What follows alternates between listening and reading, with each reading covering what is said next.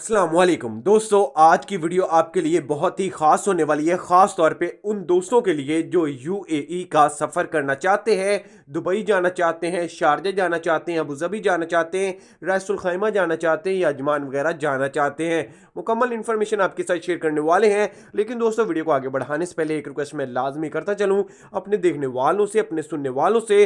दोस्तों, वीडियो पसंद आने की सूरत में वीडियो को लाइक और आप अपने प्यार से हाथों से चैनल को सब्सक्राइब लाजमी कर लीजिएगा, ताकि हर तरह की जो भी इंपॉर्टेंट अपडेट्स हों सबसे पहले हम आप तक पहुंचाते रहें। और अगर नेकी का काम समझो तो इस वीडियो को अपने दोस्तों के साथ आप अपने ग्रुप्स वगैरह में भी लाजमी शेयर कर दीजिएगा। तो बात करते हैं फ्लाइट्स के हवाले से क्या अहम खबर सामने आई है। दोस्तों, आप लोगों को बताते चलें कि 31 दिसंबर का टाइम दिया गया है पाकिस्तानियों को। तो जिन मेरे भाइयों के पास विजिट वीज़े मौजूद हैं और वो टिकटें वगैरह करवा के बैठे हुए हैं लेकिन अभी जा नहीं रहे, टिकट सस्ती होने का वेट कर रहे हैं, तो वो जल्द से जल्द सफ़र करें।